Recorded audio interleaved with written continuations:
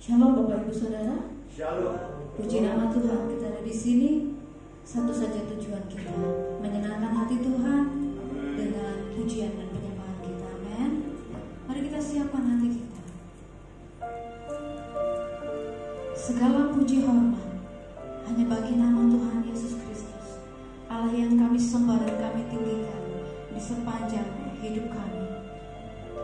Tuhan, kami bersyukur kami ada di sini karena kasih-Mu, karena karya-Mu, karena kemurahan-Mu, karena penebusan. Biarlah apa yang kami nyanyikan, apa yang kami naikkan, menyenangkan hati Tuhan di sore hari ini. Haleluya.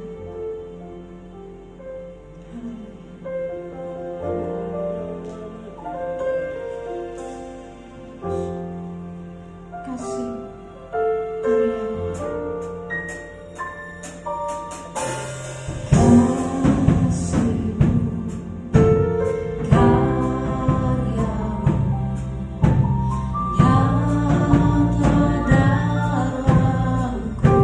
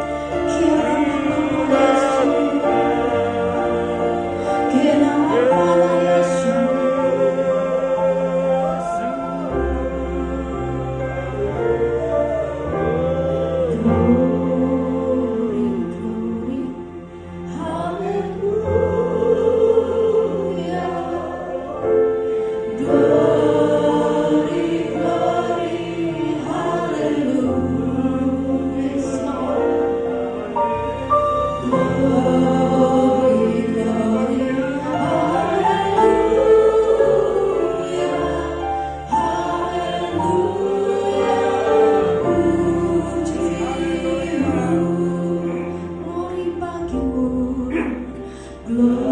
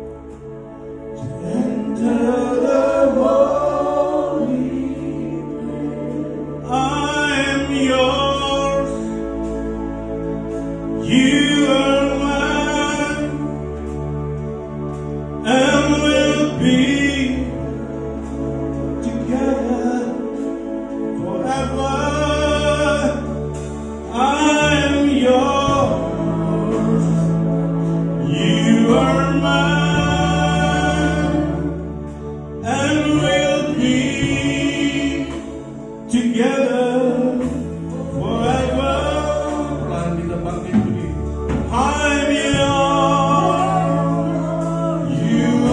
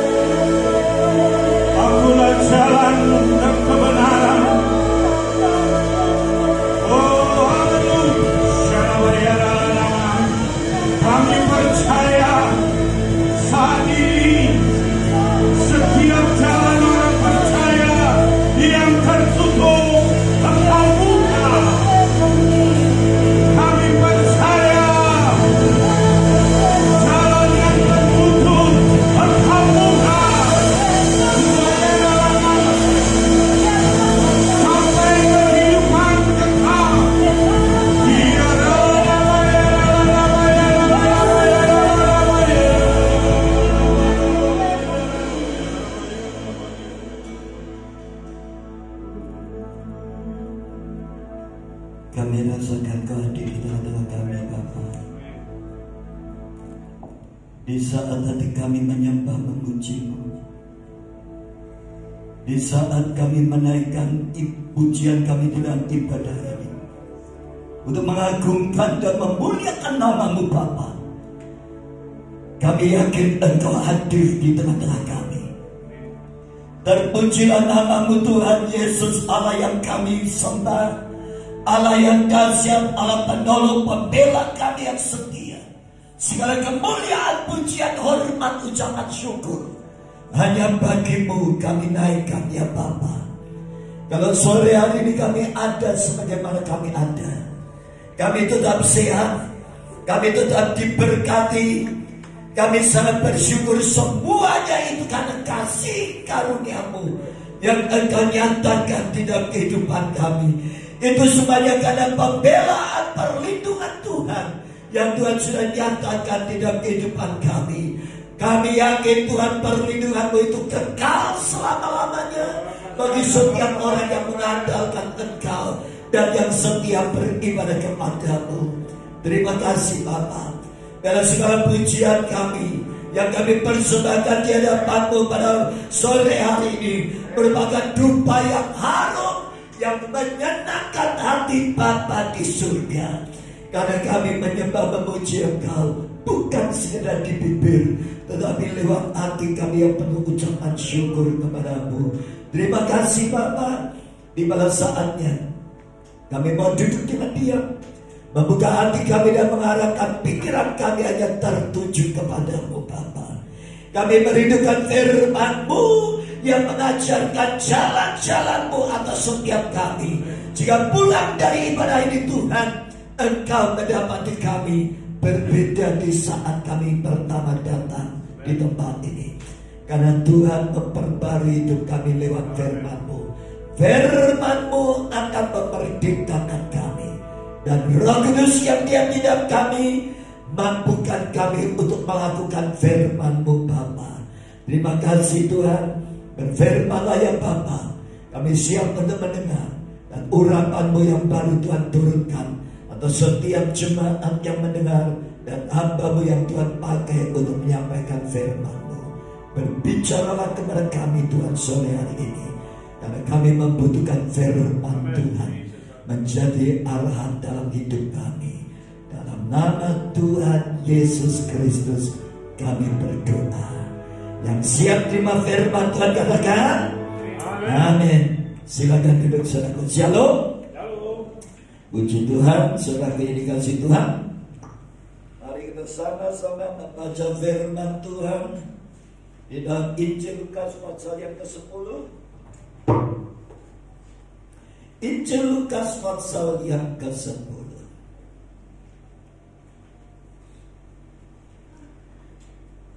Injil Lukas pasal 10 ayat yang ke-27.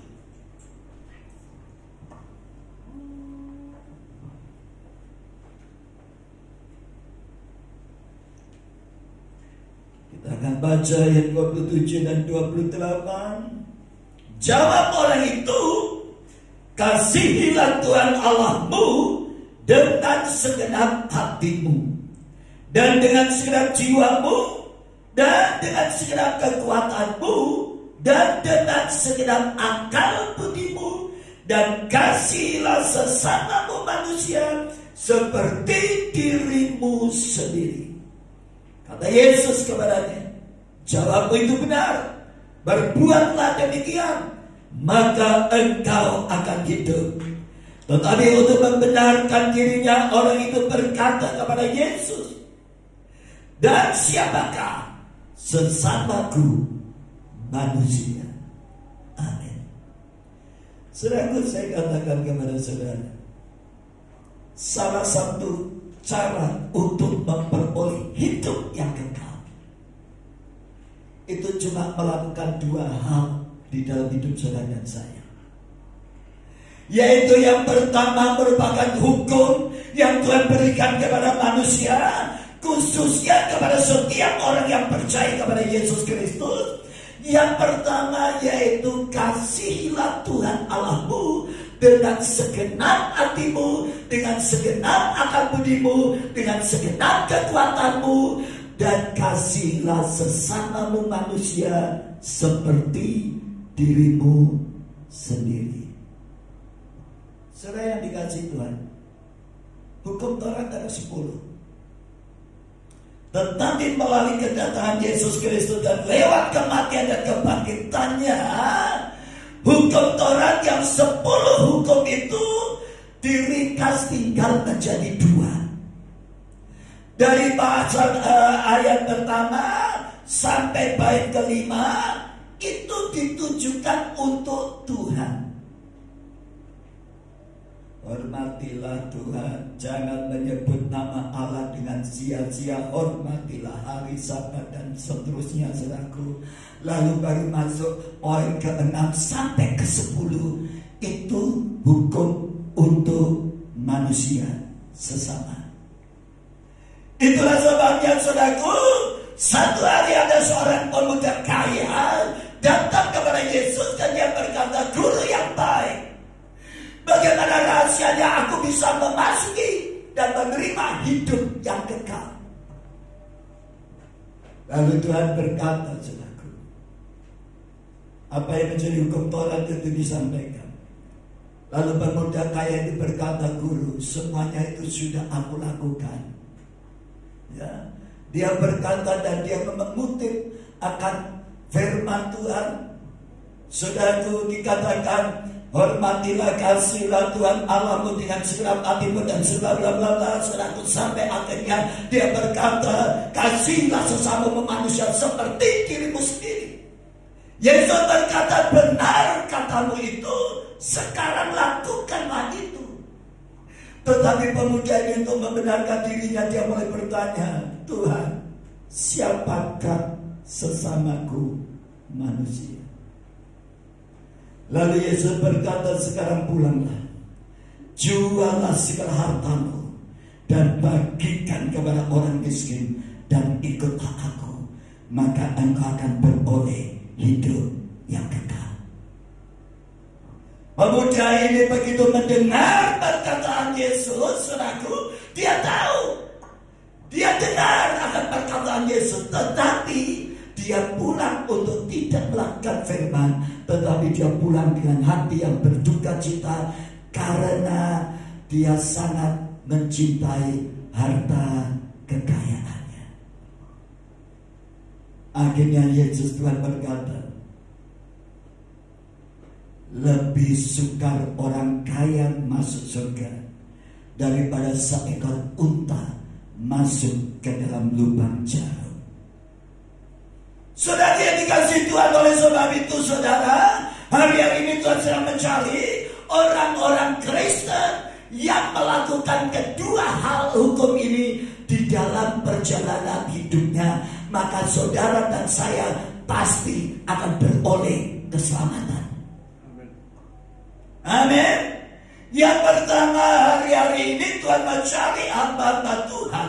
Hari-hari ini Tuhan sedang mencari orang-orang Kristen yang hidupnya mengasihi Tuhan dengan sungguh-sungguh. Kenapa demikian? Karena saya katakan kepada saudara, tidak semua orang yang pintar menyampaikan firman Tuhan, khotbah di mana-mana, ada jaminan dia mengasihi Tuhan. Tidak jaminan orang yang suka memuji-muji Tuhan, saudaraku. Oh, di mana-mana saudara saya bisa menyaksikan selewat pujian, tetapi belum tentu hidupnya mengasihi Tuhan. Bahkan ada satu ayat, kalau kita baca, saudaraku, kita akan tahu. Kita lihat Yesaya 29 ayat 13.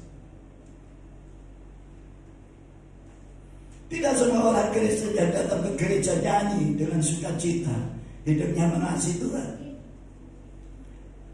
Dan Tuhan telah berfirman, oleh karena bangsa ini datang mendekat dengan mulutnya dan memuliakan aku dengan bibirnya, padahal hatinya menjauh daripadaku, dan ibadahnya kepadaku adalah perintah manusia yang dihafalkan. Oleh sebab itu, saudaraku, tidak ada jaminan hamba Tuhan yang khotbah di atas mimbar, para hamba Tuhan yang melayani sebagai imam-imam di bait Allah, ada jaminan bahwa hidup mereka mengasihi Tuhan. Ya. Tidak ada jaminan yang pasti bahwa setiap orang Kristen yang datang ke gereja itu hidupnya mengasihi Tuhan. Karena Allah punya standar mengukur saudara dan saya lewat firman Allah. Apakah saudara di Tuhan mendapati kita sebagai orang Kristen, sebagai hamba Tuhan hari ini di hadapan Tuhan, saudara dan saya benar-benar adalah orang yang benar mengasihi Tuhan. Oleh sebab itu, saudaraku, kira-kira definisinya apa sih orang, cirinya apa sih orang yang mengasihi Tuhan? Kita akan lihat firman Tuhan, saudaraku. Ya. Cirinya orang yang mengasihi Tuhan itu apa? Apakah dia sekedar beribadah? Apakah sekedar yang melayani memuji Tuhan? Saudaraku, ternyata ciri yang pertama, orang yang hidupnya mengasihi Tuhan. Kita baca yuk. Kita baca di dalam Yohanes 14. Yohanes 14 ayat 21. Barang siapa memegang perintahku dan melakukannya, dialah yang mengasihi aku. Dan barang siapa mengasihi aku, ia akan dikasihi oleh Bapakku, dan aku pun akan mengasihi dia dan akan menyatakan diriku kepadanya. Ayat 23. Jawab Yesus, jika seorang mengasihi aku, ia akan menuruti firman-Ku, dan Bapakku akan mengasihi dia, dan kami akan datang kepadanya, dan dia bersama-sama dengan dia. Ini standar ukuran Tuhan untuk menilai saudara dan saya sebagai orang Kristen mengasihi Tuhan atau tidak, yaitu saudara hidup setiap hari melakukan firman atau tidak. Dasar hidup saudara firman atau tidak. Bukan ukuran Tuhan untuk mengukur saudara dan saya sebagai orang Kristen yang mempunyai tanda mengasihi Tuhan dengan pelayanan-pelayanan kita. Itu tidak jadi ukuran. Mungkin manusia bisa melihat saudara dan saya, oh saudara dan saya adalah orang hebat, saudara dan saya adalah orang yang istimewa, saudara dan saya adalah orang yang diurapi oleh Tuhan.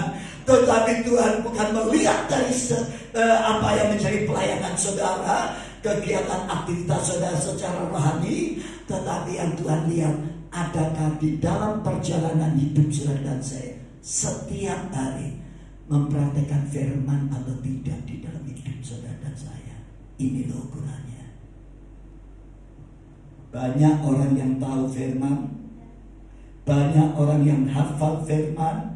Bahkan kalau ada hamba Tuhan khotbah, belum sampai hamba Tuhan itu ngomong, dia sudah berpikir, oh nanti ayatnya ke sini, oh ini nanti larinya ke sini, oh hebat, pintar saudaraku. Tetapi yang Tuhan cari bukan seperti ini modelnya. Tetapi yang Tuhan cari adalah orang Kristen yang bisa mengaplikasikan firman itu di dalam perjalanan hidupnya setiap hari. Saudara dan saya sebagai orang Kristen, sebagai tanda saudara dan saya mengasihi Tuhan, apakah saudara hidup di dalam ketaatan untuk melakukan firman?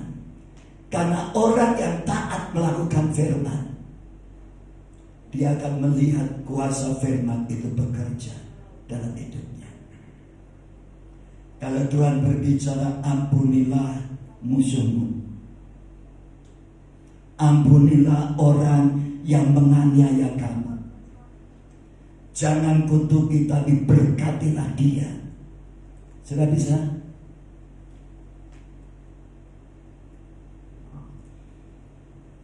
Apakah sudah sakit hati, sudah dendam?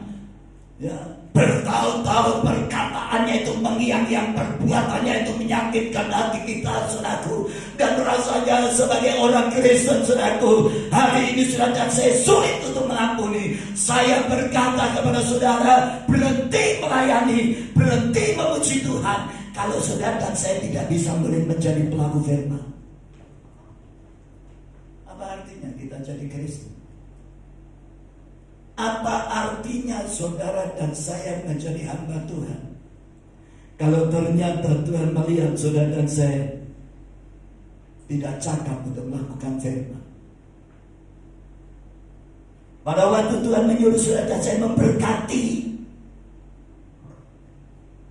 pada saat Tuhan menyuruh saudara dan saya untuk mempersembahkan korban persembahan, tak ada. Justru pada saat tantangan itu Tuhan hadapkan kepada kita, justru di saat kita kekurangan tuh. Kalau di saat kelebihan, gampang. Makanya Alkitab berkata, saudaraku, tanda-tanda manusia akhir zaman, yaitu manusia akan mencintai dirinya sendiri dan kasih kepada sesamanya menjadi tawar. Orang yang taat melakukan firman. Orang yang melakukan firman itu butuh sebuah pengorbanan. Saudara dan saya harus siap untuk menyangkal diri. Saudara dan saya harus siap untuk menyalibkan diri sendiri dengan segala kepentingan kita untuk melakukan firman. Itu ada harga yang harus kita bayar. Dan kalau saudara dan saya tidak berani membayar harganya, saudara dan saya akan gagal menjadi pelaku firman. Yang Tuhan cari akhir zaman adalah orang yang menjadi pelaku firman, bukan sekedar pendengar. Kenapa Tuhan pilih Janda Sarfat untuk memelihara Elia? Karena Tuhan tahu Janda Sarfat ini orang miskin, tetapi dia adalah orang yang taat dengan firman Tuhan. Makanya hidupnya mengalami mujizat, saudaraku. Pada waktu ketemu dengan Elia di Janda Sarfat, ketemu di Elia di pintu gerbang Sarfat, saudaraku.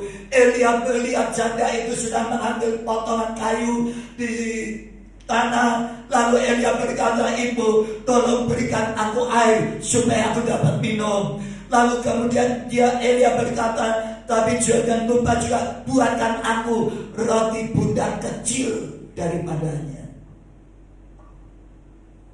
Apa jawab Janda Sarfat itu? "Demi Tuhan Allahmu yang hidup, sesungguhnya tidak ada padaku sepotong roti. Sekarang tinggal segenggam tepung di dalam tempayan dan sedikit minyak di dalam buli-buli. Aku sekarang sedang mengumpulkan 2-3 potong kayu api. Aku mau pulang dan mengolahnya. Apa yang menjadi persediaanku tinggal segenggam tepung itu. Aku akan buat adonan dan aku akan buat roti untuk aku dan anakku. Dan setelah itu kami tidak tahu besok kami makan apa." Berarti janda ini sedang di dalam kemiskinan, kekurangan yang amat sangat, karena sedang terjadi musim di mana Tuhan sedang izinkan tidak turun hujan. Tapi Elia berkata, "Benar katamu ibu, tapi buatlah lebih dulu bagiku sepotong roti bundar kecil daripadanya. Dan setelah itu buatlah untukmu dan untuk anakmu.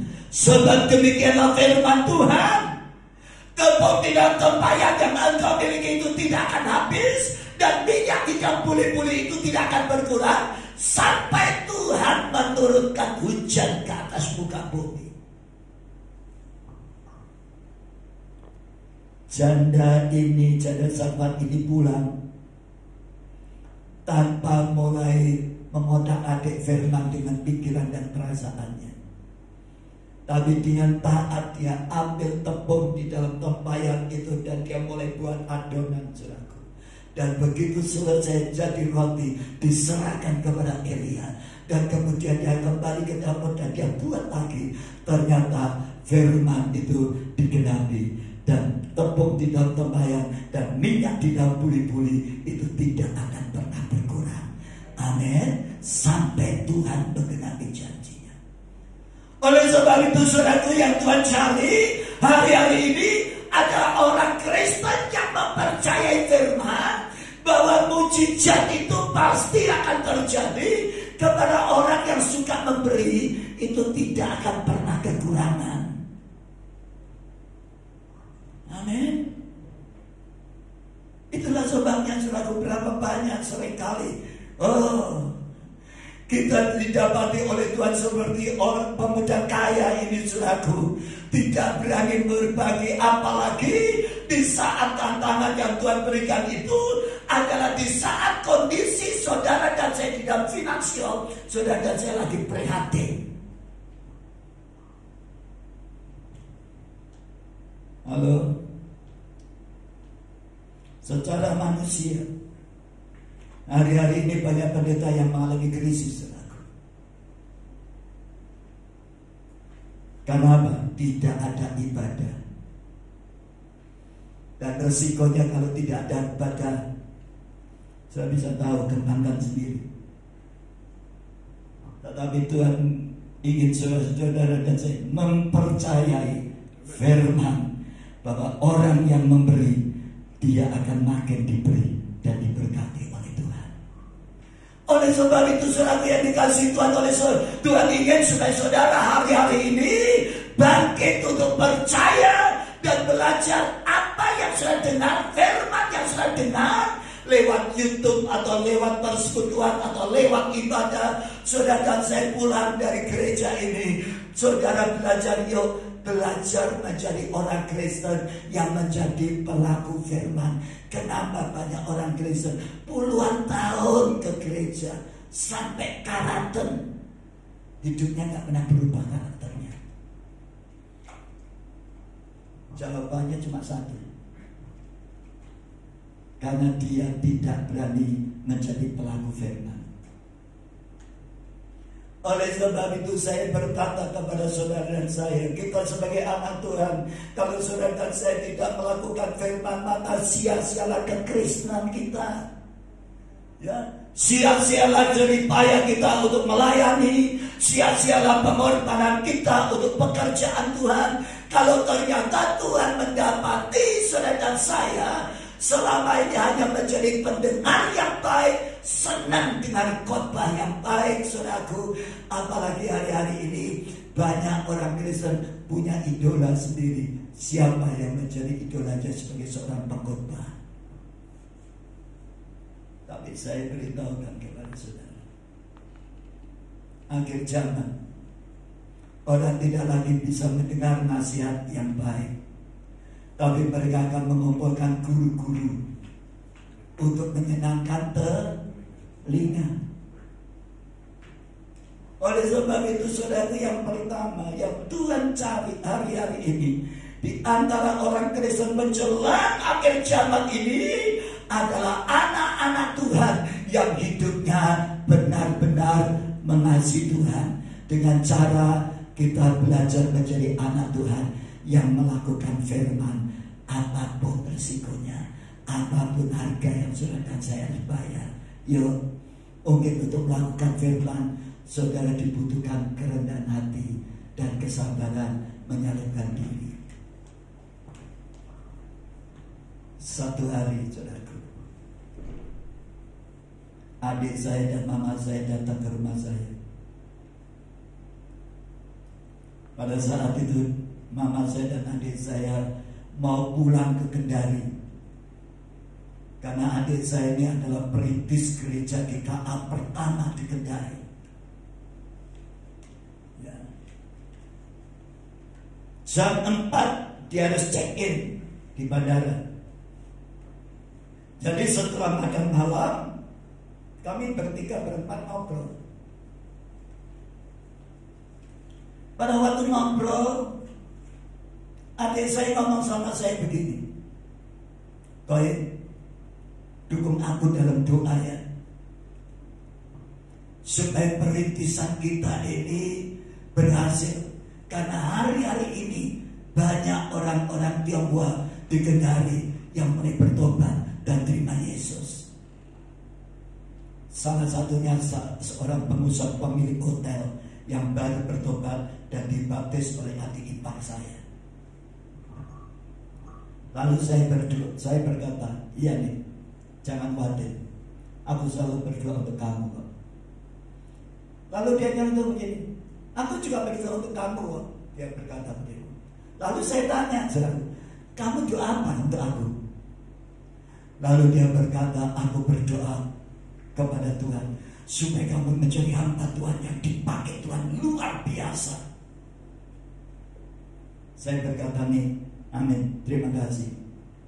Tapi lain kali kalau doa untuk aku tidak mau sekedar hanya dipakai Tuhan secara luar biasa, tapi doakan supaya aku jadi hamba Tuhan yang makin hari makin berkenan kepada Tuhan. Itu bagiku lebih senang aku didoakan seperti itu daripada aku dipakai Tuhan hanya secara luar biasa. Tapi berapa banyak orang yang dipakai Tuhan secara luar biasa, akhir hidupnya jatuh. Saya lebih senang didoakan supaya saya jadi hamba Tuhan yang berkenan kepada Tuhan. Saudaraku, saya ngomong begitu, tiba-tiba adik saya berdiri dan dia marah, saudaraku. Saya ditunjuk-tunjuk begini, saudaraku. Kamu memang hamba Tuhan minder. Kamu memang hamba Tuhan gak mau terima kasih. Loh. Ini setan tekondi. Loh, saya ngomong, kamu kok ngomong? Aku ini kan tadi sudah ngomong terima kasih. Ya. Saudaraku, kamu marah. Aku minta supaya kamu ubah doamu, supaya bukan sekedar aku dipakai Tuhan secara luar biasa. Apa artinya aku menjadi hamba Tuhan yang luar biasa kalau pada akhirnya Tuhan mendapati hidupku tidak berkenan kepada Tuhan? Aku lebih baik menjadi hamba Tuhan biasa, tapi hidupku berkenan kepada Tuhan. Dan apa yang terjadi, saudaraku? Dia marah-marah. Dasar dia orang Protestan, saudaraku. Lulusan dari Saat Stephen Tong, saudaraku. Suaminya dari STT Jeffrey Makassar, saudaraku. Dia tunjuk-tunjuk saya. Nah, mama saya begitu dengar, tidak belani saya, belani adikku. Kau ini memang jadi entah. Uang di doa no, gak terima kasih wes ini. Aku tadi kan sudah ngomong terima kasih. Waduh, saya diomeli mama saya, saudaraku. Biasanya mama itu kan bilani sing paling disayang, nggak ngerti sing bener sing di. Betul? Ya. Coba lihat, kalau ada saudara punya anak kecil itu kalau sing gede, sing di sana sing di. Hah? Sing di sana kan sing gede, kamu tuh yang gede kamu marah, gitu kan? Ya toh? Padahal sing cilik sing nakal. Ini mama saya juga begitu, saudaraku. Akhirnya saya masuk kamar, saya tutup telinga saya dengan bantal, ditarik sama mama saya, saudaraku. Duh, kamu tuh jadi kongkal, dan terima kasih. Loh, iki wes. Saya berkata, aduh. Saya masuk kamar mandi, ditungguin di kamar mandi, ngomel, saya di ilo-ilono dipisui, saudaraku. Akhirnya untuk menyelamatkan diri saya masuk mobil. Saya kunci mobil, saya tutup semua jendela, saudaraku. Pintu kaca itu saya tutup semua dan saya lock, saudaraku. Dan saya tidur, saya pura-pura ngorok, saudaraku. Saya tahu, mama saya seperti firman Tuhan, singa mengelilingi sambil mengaum-ngaum. Amin. Jadi mama saya keliling di mobil itu sambil ngomel, kamu itu wis ngerti adikmu sesuk nih ulang, sekarang kamu bikin dia ngamuk. Loh, saya pura-pura gak dengar aku. 1:30 istri saya ketuk pintu mobil. Bukan. Saya pura-pura ngomong. Istri saya ngomong, kamu coba pura-pura turu. Bukan. Begitu saya buka kaca, saya tanya, ada apa? Kamu keluar. Kamu minta maaf sama adikmu. Saya ngomong, dah usut ya. Engkau jaga maaf deh adik. Di mana harga diriku? Amin. Istri saya tanya, harganya berapa? Tak belinya. Katanya gitu, saudaraku. Harga diri perlu dibeli katanya. Akhirnya saya berkata, kamu hamba Tuhan, pendeta. Adikmu juga pendeta. Nggak pantas nek pada pendeta, pada hamba Tuhan sak dulur gegeran. Saya ngomong, siapa ngomong? Banyak pendeta tukaran. Baik keluarganya sendiri. Lalu istri saya berkata, ingat ya firman Tuhan. Yang tahu banyak akan firman akan makin dituntut banyak. Saya tutup. Tidak usah korban. Tapi sudah tahu, suara istri saya itu menggema dan membuat saya gak bisa sejahtera, saudaraku. Orang yang tahu banyak akan dituntut banyak. Dan akhirnya saya berkata, Tuhan, masa sebagai seorang kakak harus minta adik. Saya nomor 2, adik saya itu nomor 7. Berarti kacekan ada kan? Adik saya tahun 61 lahirnya, saya tahun 48. Sudah bisa bayangkan. Apalagi saya merasa tidak bersalah, saudaraku. Ini sebuah proses yang saya hadapi. Saya mau menjadi pelaku firman atau tidak yang disampaikan oleh istri saya, saudaraku. Bahwa orang yang diberi rahasia banyak oleh firman Tuhan, maka orang itu akan dituntut banyak, saudaraku. Yang Tuhan cari bukan fasih yang kita bisa berkhotbah, tapi orang yang Tuhan cari adalah saudara dan saya fasih dan cakap untuk melakukan firman. Saudara tahu, seroto isi, saudaraku. Saya belajar menyalipkan harga diri saya. Saya keluar dari mobil, saya lihat adik saya, saudaraku, lagi bangun karena anaknya lagi nangis minta minum, saudaraku. Akhirnya dia buat susu di depan TV, saudaraku. Dan kemudian saya mulai belajar menyalipkan akan ego saya sebagai seorang kakak. Saya pegang kepalanya, saudaraku. Adik saya tinggi besar, saudaraku. Saya pegang kepalanya, saudaraku. Dan saya ngomong sama dia, nih, aku jalur maaf ya. Mungkin aku tadi salah. Aku minta maaf ya, karena perkataanku kamu emosi. Sudah tahu? Pada saat saya ngomong seperti itu terhadap adik saya, tiba-tiba dia berdiri, saudaraku, dan dia menghadap saya, saudaraku. Saya takut dikeruak, saudaraku. Saya tetap mundur, saudaraku. Tapi dia peluk saya dan dia nangis dan dia berkata, Kohen, aku jalur maaf karena aku tadi terlalu emosi mendengar perkataanmu. Aku minta maaf ya. Akhirnya saya ini melakukan firman Tuhan, karena firman Tuhan berkata, menangislah bersama orang yang menangis dan tertawalah bersama dengan orang yang tertawa. Jadi saya pelukan sama adik saya, saudaraku. Saya nangis, dia nangis, saudaraku. Waduh, puji Tuhan. Istri saya keluar, dia lihat saya lagi pelukan sama adik saya cewek, saudaraku. Saya pelukan, saudaraku. Saya nangis, istri saya melok nangis. Jadi malam hari itu 1:30 ada trio pujian tangisan yang menyenangkan hati Tuhan. Saudaraku, sekarang begitu saya nangis, istri saya nangis, adik saya nangis, macan tua bangun. Begitu mama saya keluar dari kamar, saudaraku, dia lihat saya nangis, pelukan sama adik saya dan dia lihat istri saya merangkul saya, saudaraku. Mama saya ikut nangis, saudaraku. Lalu dia teriak, ya gini loh aja anak-anak itu bosin rukun. Mami itu sampai berapa tahun lagi? Kenapa anak-anak itu kegeran? Saudara yang dikasih Tuhan, dari ini Tuhan ingin supaya saudara dan saya menjaga kerukunan di dalam rumah tanggamu. Amin. Jangan izinkan iblis untuk memporak-porandakan akan keseharian cinta kasih di dalam rumah tanggamu. Saudara, adik saya nggak tidur, saudaraku. Karena apa? Jam 4 dia harus check-in di bandara. Dan pada waktu saya antar, saudaraku, sampai di bandara, pada waktu dia mau check-in, saudaraku, dia peluk saya dan dia berkata, "Koin, itu anakku ya." Iya nih. Akhirnya dengan menangis dia mulai melambaikan tangan, saudaraku. Dia berkata, "Koin, jaga dirimu baik-baik ya."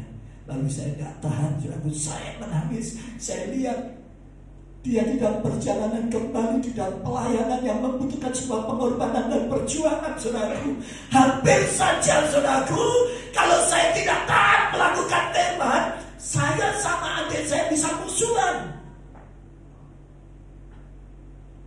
Itulah sebabnya Tuhan ingin supaya saudara dan saya menjaga keharmonisan di dalam hubunganmu dengan orang-orang di sekitarmu, sebagai bukti bahwa saudara dan saya adalah orang yang melakukan firman dan orang yang mengasihi Tuhan.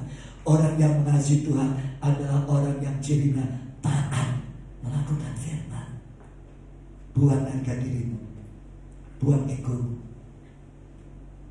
demi supaya nama Tuhan dipermuliakan. Amin. Dan yang kedua, firman Tuhan berkata, saudaraku, kasihilah sesamamu manusia seperti dirimu sendiri. Lalu pemuda kaya ini bertanya, siapakah sesamaku manusia, Guru? Lalu Tuhan memberikan perumpamaan, saudaraku. Ada seorang yang baru turun dari Yerusalem menuju ke Yeriko, dan di tengah perjalanan orang ini dirampok dan orang ini dipukul dianiaya dan ditinggalkan di tengah jalan dalam keadaan sekarat. Alkitab berkata, lewatlah seorang imam. Imam ini pendeta gembala sidang. Lewat dalam perjalanan ini, dia dengar orang yang merintih kesakitan. Dia dengar orang yang minta pertolongan.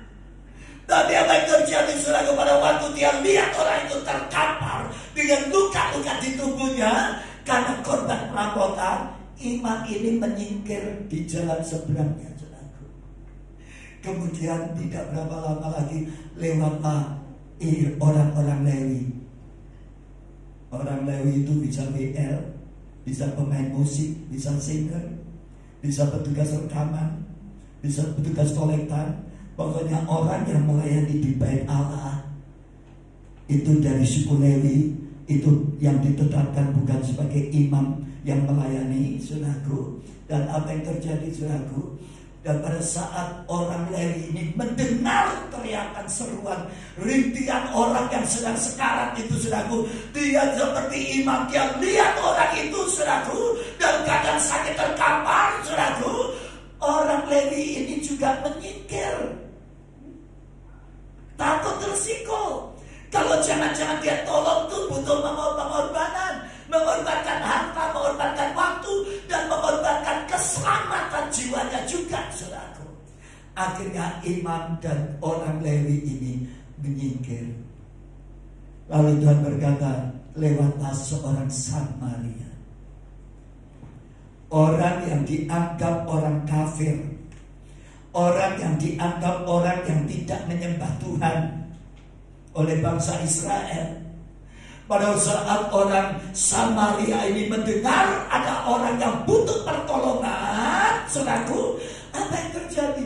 Dia turun dari keledainya dan dia mulai obati luka-luka orang itu.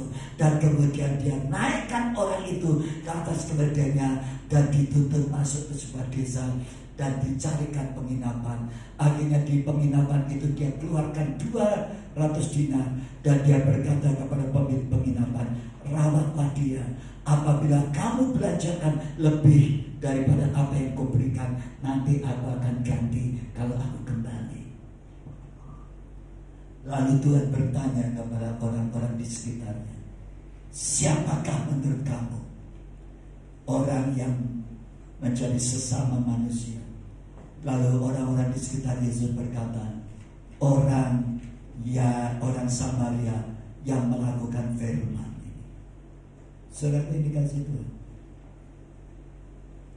Alkitab berkata, menolong seseorang, mengasihi seseorang, jangan sekali-kali melihat latar belakang orang itu atau latar belakang budaya atau sukunya.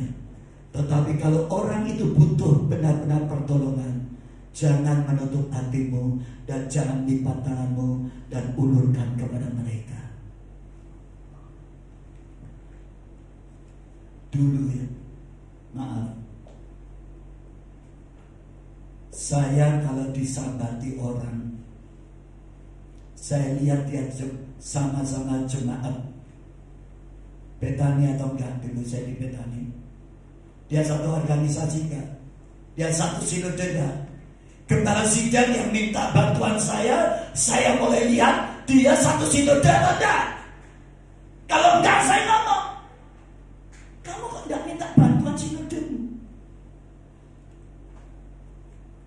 Tapi selama akhirnya saya mulai mengerti selaku bahwa untuk menyatakan kasih, Tuhan ingin supaya saudara dan saya seperti orang Samaria, mengesampingkan latar belakang, mengesampingkan organisasi, mengesampingkan kepercayaan, mengesampingkan suku dan warna kulit, saudaraku, untuk menyatakan kasih Bapa kepada orang-orang di sekitar saudara dan saya.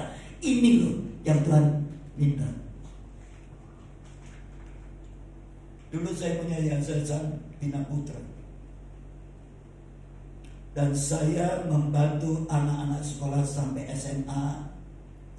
Dan saya punya anak asuh, itu 328 anak asuh.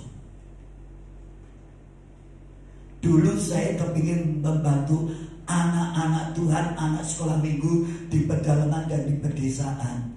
Setiap gereja yang saya kenal, saya kirimin surat, saya minta datanya anak-anak mereka yang sekolah, yang membutuhkan, benar-benar membutuhkan beasiswa, dan saya bantu. Setiap bulan saya keluarkan dana jutaan. Tapi yang terakhir, saudaraku, dari sekian banyak anak asuh kami dari Yayasan Bina Putra, sebagian besar anak-anak pondok pesantren.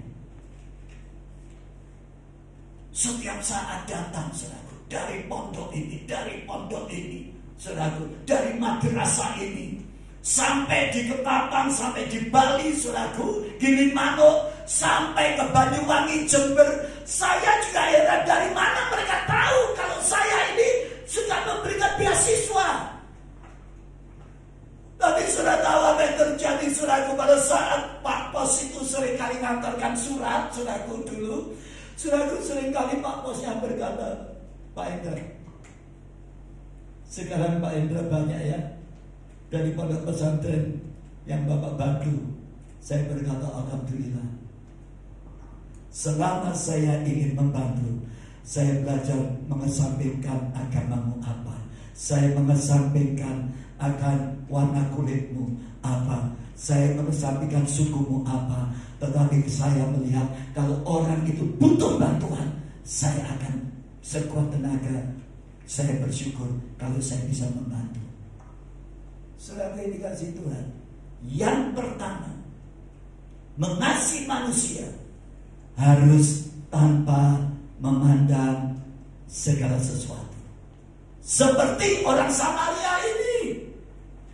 Nah, saudaraku, yang pertama itu yang dikatakan oleh Tuhan, saudaraku. Yang kedua, sesama manusia mengasihi sesama manusia seperti dirimu sendiri, bahkan kepada musuh yang memusuhi dan menyakitkan hati saudara. Kita baca ya.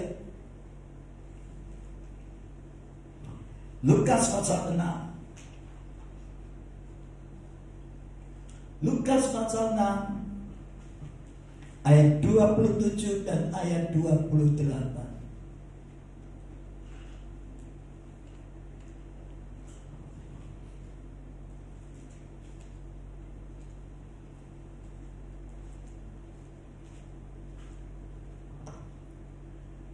Tetapi kepada kamu kamu mendengarkan aku berkata, kasihilah musuhmu, berbuat baik pada orang yang membenci kan.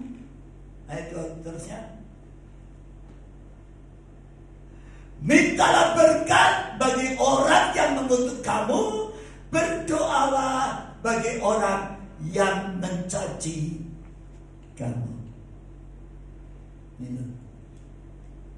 Jadi mengasihi orang sesama manusia itu tidak sekedar mengasihi orang yang dekat dengan kita, yang baik dengan kita, yang suka menolong kita, yang suka memberi kepada kita, baru kita hormat, kita sayang, kita baik dengan mereka. No. Tuhan ingin supaya ada lompatan kasihmu kepada orang lain, yaitu sampai kepada orang yang membenci saudara dan saya pun, saudara dan saya harus belajar mengasihi. Dan Alkitab berkata, saudaraku, yuk kita baca ayat selanjutnya 32.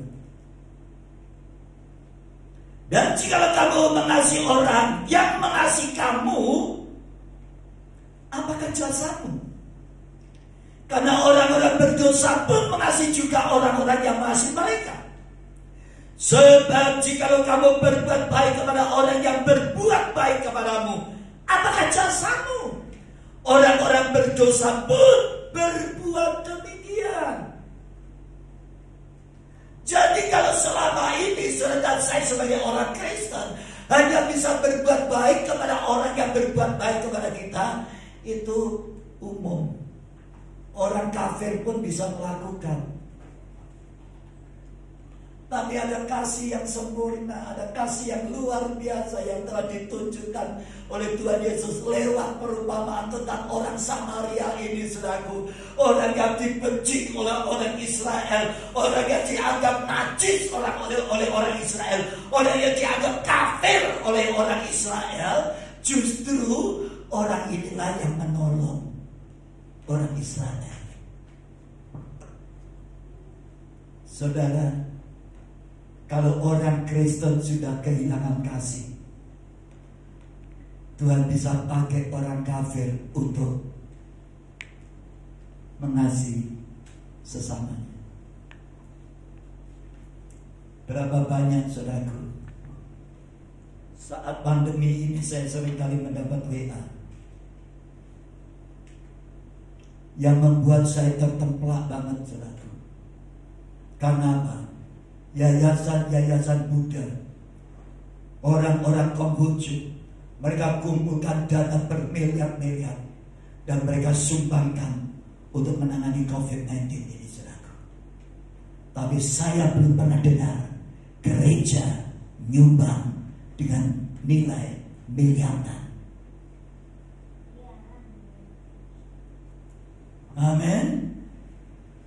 Saudara yang dikasih Tuhan, mereka kumpul dana, mereka kumpul dalam sobat rumah, mereka kumpulkan dana, mereka membeli akan masker yang jumlahnya jutaan dan dia bagikan kepada orang-orang. Mana peranan gereja? Gereja yang besar-besar, gereja yang kelimpah dengan harta, saudaraku. Saya dengar tidak pernah yang diekspos, saudaraku, yang didengar bahwa gereja ikut berperan aktif. Mungkin saja, saudaraku, berperan aktif, tapi kita tidak pernah dengar apakah benar mereka melakukan itu. Saudaraku yang dikasih Tuhan, hari ini Kadang-kadang ada orang yang membenci kita, orang yang gak suka dengan kita. Kadang-kadang kita gak tahu, saudaraku, apa sih salah saya, apakah kekuranganmu, sehingga orang itu antipati dan benci kepada kita. Lalu bagaimana sikap kita sebagai anak Tuhan pada waktu saudara kemudian seringkali menjadi bahan pembicaraan, saudara seringkali disakiti. Lalu sikap saudara dan saya sebagai orang Kristen apa? Minimal seringkali saudara dan saya keluar kutuk dari mulut kita, saudaraku. Tapi dengan malam hari ini, Tuhan tidak ingin saudara dan saya berbuat jahat, membalas jahat dengan kejahatan, caci maki dengan caci maki. Sudah pernah tidak dicaci maki? Hah?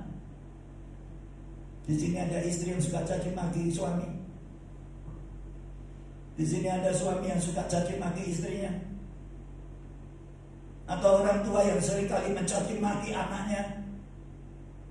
Saya beritahukan kepada saudara, malam hari ini Tuhan ingin supaya saudara dan saya memiliki hati yang penuh belas kasihan. Tuhan berkata, jangan balas caci maki dengan caci maki, tetapi doakan mereka. Karena saya percaya doa akan merubah segala-galanya. Ada seorang ibu yang seringkali disakiti oleh suaminya. Karena suaminya ini tukang selingkuh. Berkali-kali istrinya mendapati suaminya itu sudah selingkuh. Tapi dia seorang istri yang sabar, seorang istri yang penuh kasih, seorang istri yang selalu bisa mengampuni. Kadang-kadang ada wanita sekali dikhianati minta cerai. Tetapi kalau ada istri yang berkali-kali dikhianati suaminya, dia tetap sabar dan dia tetap bisa mengasihi suaminya. Wanita kayak seperti ini yang perlu dilestarikan di akhir zaman. Amin. Setelah kaya, laki-laki itu cirinya cuma satu, dengar. Kalau saya ngomong begini, saya ngomong diri saya sendiri juga. Laki-laki itu kalau punya duit bisa macam-macam, betul? Tapi kalau wanita tak punya duit bisa macam-macam. Apa yang terjadi, saudara? Setelah perusahaannya makin diberkati Tuhan, makin kaya, makin berhasil, saudara. Dasar dari awal, dengar baik-baik. Kalau sebuah pernikahan sudah diawali dengan sebuah perzinahan sebelum diberkati, selalu di dalam pernikahannya selalu ada perzinahan. Dan apa yang terjadi, saudara? Suatu saat setelah dia menjadi seorang direktur, seorang pimpinan perusahaan kaya, dia mulai ada main dengan sekretarisnya. Lebih muda, lebih seksi, lebih menarik. Kalau di rumah lihat istri dasteran, terus pakai ondel-ondel, gulung-gulung roll. Sekarang kalau dia di kantor lihat wanita yang seksi, pakaiannya juga seksi, menarik. Akhirnya dia mulai menjalin hubungan dengan sekretarisnya, saudara. Dan kemudian sekretarnya diajak rapat, dinner, lunch, berdua, saudara. Yang terakhir istrinya dengar kalau Willnya ini mulai diajak main golf. Padahal jangan istrinya aja yang menikah sudah 20 tahun, jangankan main golf, main pingpong aja tidak pernah. Dia tak tahu stick golf itu kayak apa. Yang terakhir lebih menyakitkan lagi, saudaraku, dia dapat laporan kalau sekretarisnya ini dibelikan Honda Jazz baru. Padahal istrinya mobilnya lama gak ganti-ganti. Kalau ditanya selalu ngomong, gak ada cash flow, gak ada uang di kantor. lagi susah, lagi sulit, banyak tagihan macet. Wah, alasannya ada aja. Sampai satu saat meningkat, saudara. Apa yang terjadi, saudara? Suaminya punya rencana untuk meninggalkan dia, meninggalkan istrinya yang takut akan Tuhan, yang setia dan tetap mengasihi Tuhan dengan sungguh-sungguh dan mengasihi suaminya. Satu hari dengan sebuah rencana yang sudah matang, dia akan ngajak istrinya ngobrol supaya istrinya merelakan dia untuk hidup bersama dengan dia. Mana ada istri yang mau dimadu? Gak ada kan? Pada malam tatkala dia sudah persiapkan, dia panggil istrinya dari ruang makan. Dia panggil, "Ma, tidak ada jawaban." Akhirnya dia berpikir, ini kemana istriku? Kemudian dia lihat di kamarnya. Pada waktu dia lihat di kamarnya, istrinya, saudaraku, istrinya lagi sujud sembahyang sambil nangis. Akhirnya dia tutup pintu itu pelan-pelan. Begitu dia tutup pintu itu pelan-pelan, tiba-tiba ada suara gedebuk. Istrinya kaget, saudara. Suara apa itu? Akhirnya dia buka pintu kamar, saudara. Dia lihat suaminya sudah terkapar jatuh di depan pintu, saudara. Waduh, dia berpikir, saudara, dia langsung nangis, dia langsung teriak minta tolong. Karena apa? Dia takut jangan-jangan suaminya kena stroke. Akhirnya pada saat itu dia mulai doa, dia mulai bangunkan suaminya, dan akhirnya suaminya bangun. Lalu dia tanya sama suaminya, "Pak, kenapa kamu kok jatuh?" Saudara, doa istri bisa berubah suami, tapi omelan akan menambah suami jadi gila. Amin. Apa yang terjadi, saudara? Pada saat itu suaminya mulai bertanya, "Ma, kamu tahu kenapa aku jatuh?"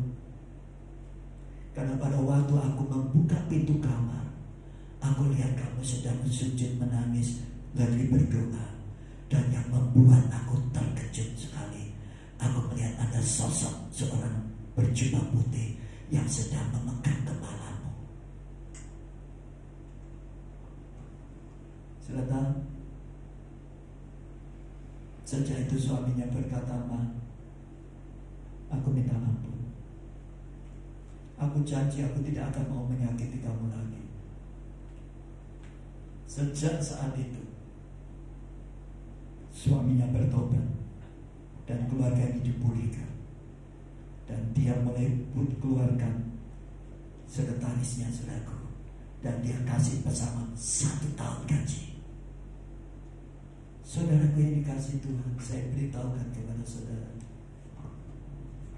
belajar yuk mengagumi, belajar yuk membuktikan kasih Allah kepada kita, kepada orang sesama kita, bahkan kepada orang yang memusuhi kita, orang yang menyakitkan kita, orang yang membenci kita sekalipun. Kita belajar yuk, kita tetap menghormati dan mengasihi mereka. Amin. Yang ketiga, saudaraku, kepada siapa kita mengasihi, yaitu kepada sesama kita. Kita baca Galatia pasal 6.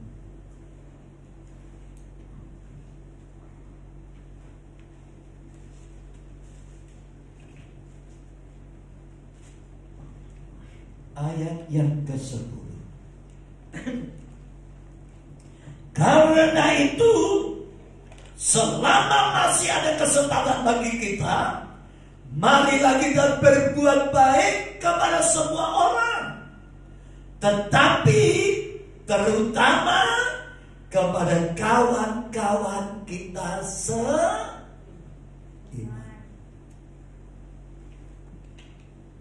Kepada musuh, kepada orang yang menyakitkan kita, orang yang memusuhi kita, dan orang yang seringkali menganggap kita rendah.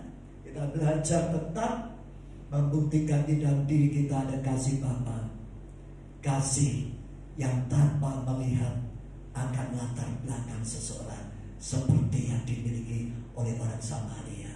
Dan yang terakhir saudaraku, yaitu kepada siapa kita berbuat baik, menunjukkan belas kasihan kita kepada orang sesama kita adalah kepada kawan-kawan kita seiman.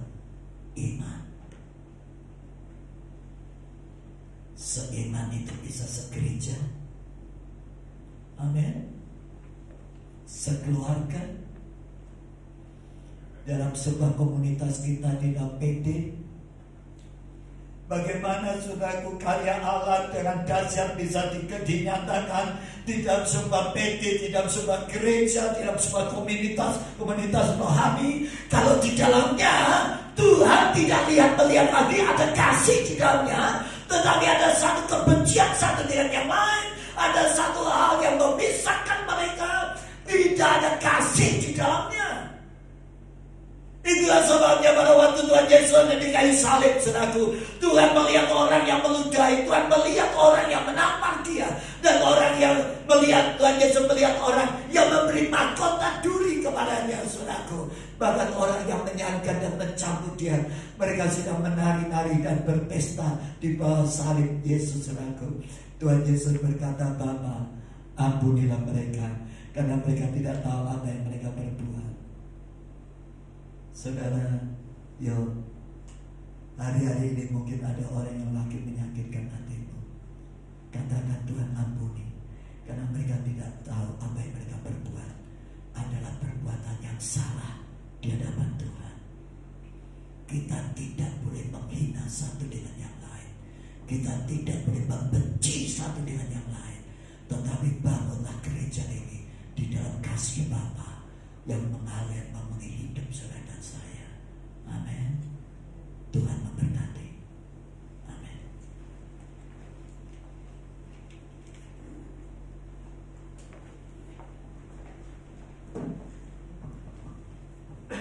Bapa di surga, kami sangat bersyukur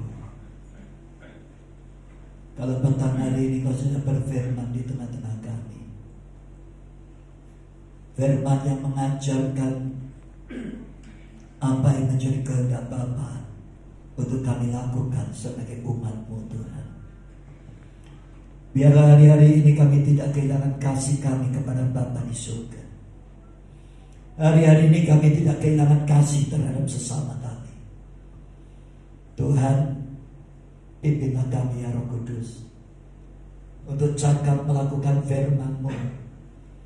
Engkau dapati kami bukan sekedar menjadi orang Kristen yang pandai, tahu firman banyak, hafal firman banyak, tetapi yang Tuhan cari adalah orang yang menjadi pelaku firman-Mu. Karena firman-Mu berkata, berbahagialah orang yang mendengarkan firman Tuhan serta melakukannya.